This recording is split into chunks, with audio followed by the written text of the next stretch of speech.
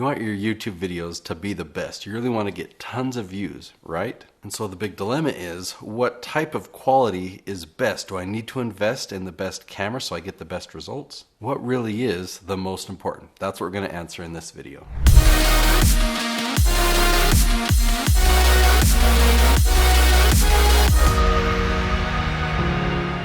Okay, we're going to cover a lot of ground in this video really quickly. We're going to talk about equipment and gear and lighting and sound and the most important thing you can do in your content so that your videos are the best quality.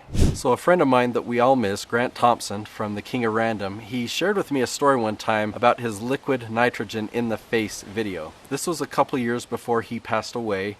He was really frustrated and he was about ready to quit YouTube. Like seriously, he had 10 million subscribers on his YouTube channel, but it was taking up so much of his life that he was ready to quit YouTube. I mean, he put a lot of time and energy into research, into prototyping, and then filming and editing that final video. And he had to keep making video after video and video, and he felt like, if I don't do this, my channel's gonna fail. Well, one day he was reading a lot of comments about people thinking that he was being careless with liquid nitrogen.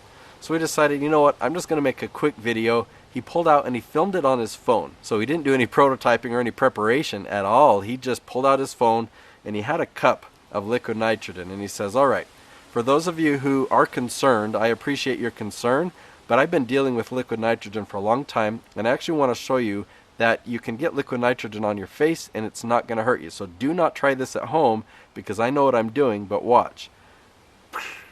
And liquid nitrogen on his face. He just took a minute or so to film this quick video on his phone and he uploaded it directly to YouTube.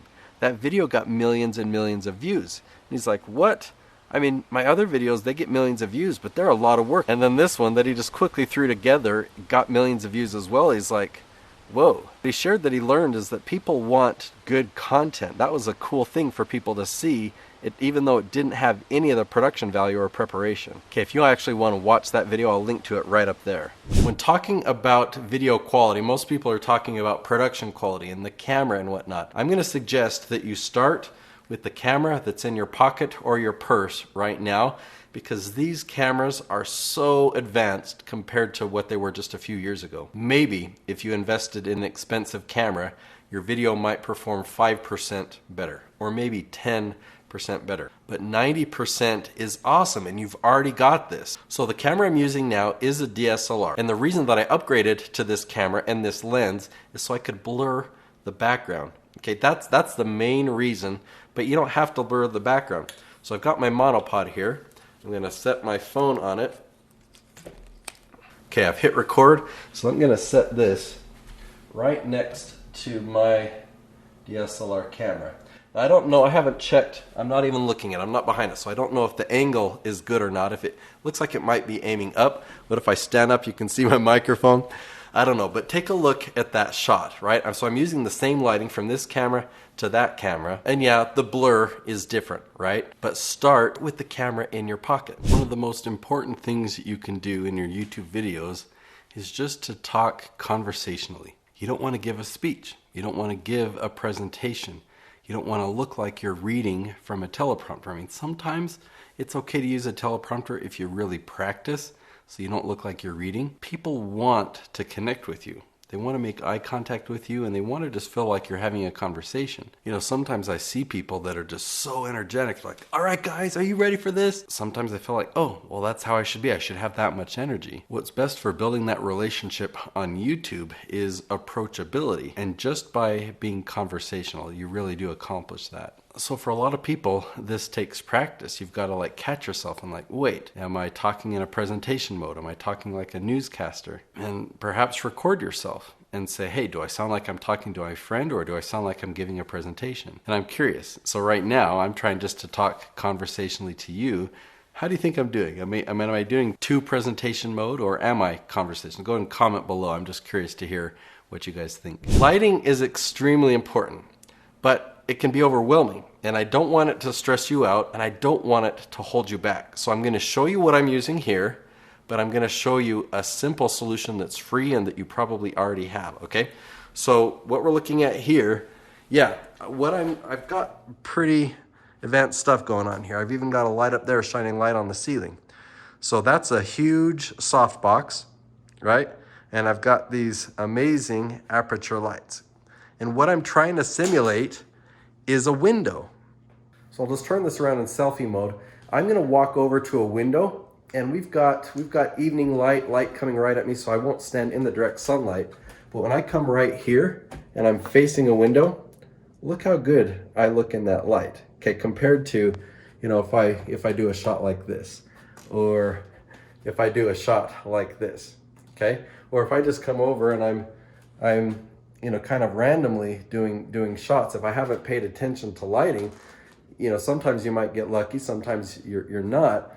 But by default, right here, I don't have any professional lights on me. I'm just facing the window. And tell me what you think about that. I haven't looked at it. I'm looking at the camera lens on my phone. Like, another window is right here. So I could come over and I could look at the window right there. How does that look? There should be a darker spot right there. So compare that to my phone, and I'm coming back and I'm gonna sit down right here. I'm curious to see the comparison on how well this video does compared to this video right there. You know what, why don't I actually show you with the DSLR. All right, so let's now walk with this camera. The audio is gonna be different. We're only using the shotgun mic there. But now I'm facing that window. So I've got a really wide lens, and it's so bright outside that it's darkening everything out there. But compare this light to this light to this light, okay? Huge difference there, isn't there? To this light to this light. Okay, I'm facing another window right now. There should be a shadow coming from that direction. So now I'm back a ways, but the windows are right there. None of this is the professional lighting. This is just windows. I'm facing the windows. I don't have any direct sunlight on me. What do you think about that? Okay, now let's talk about audio. If you're close enough to the camera, just go with the audio built into the camera. It's simple. But once you start to get 2 feet, 3 feet, 4 feet, right now I'm probably about 4 feet away from the camera, and I'm about 1 feet away from the microphone. You can't see it out of the shot. Would you like to know what it looks like? I've got one of these upside down. So you can just screw a little handle into the bottom, and I've got it on a boom arm just right out of the shot. So this is the Zoom H2N. You can get it on Amazon. It's like 150 bucks. This mic is my favorite. It's been my favorite for years and years. I've tested it against many others. There's actually a lot of settings. There's a lot that this little thing can do. I always point it this way. So you've got the little display screen here. See how when I turn it on, the arrow points towards the display screen, and it's a directional mic. So if I turn it sideways, it's muffling out everything here. It's only picking up what's right in front of the screen. So how I have the mic above me is I have it positioned, you know, aiming at me, just right out of the shot. So just barely out of the shot. There are a lot of audio recommendations I can give you, and by far and away, this one's my favorite. You can have a lav mic on the collar, and sometimes it's easier to do that if I'm doing a lot of movement. But let me just tell you, I was downtown Salt Lake City. I was filming with Chris Crone, and we were interviewing people on the street. So I was behind the camera. Chris was talking to a guy holding the mic like this, and the Trax train in downtown Salt Lake City, really squeaky, one of the loudest trains I've ever heard. And like, I couldn't even hear their conversation. I wasn't that far away from them, maybe 5 feet away. I could not hear what they were saying, but the microphone was right here, right between them. And I just thought, yeah, we'll see if we can even use any of this audio afterwards.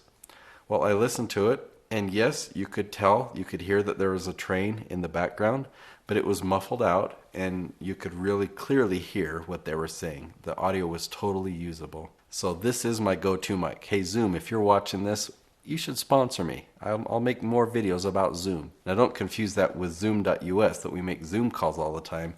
Zoom digital recorders. It records to an SD card, so when I'm done, I can just pop out the SD card and give those files to my editing team. The most important part of your video is your content, and it's got to be valuable. If your content is valuable, then you can actually make mistakes on a lot of the other things that we're talking about, and your video will still succeed. So think about that for a minute. What if I have bad lighting?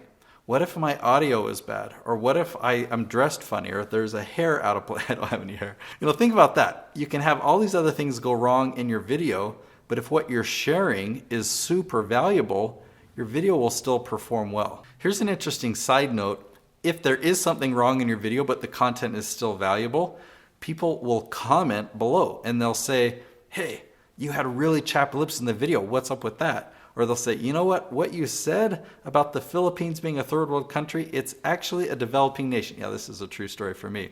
We prefer to be called a developing nation, not a third world country. So when you mess up and you say things in your video or you do things or there's something off on your video, it will encourage people to comment, and YouTube sees that as more engagement and your video will perform better. It's kind of funny.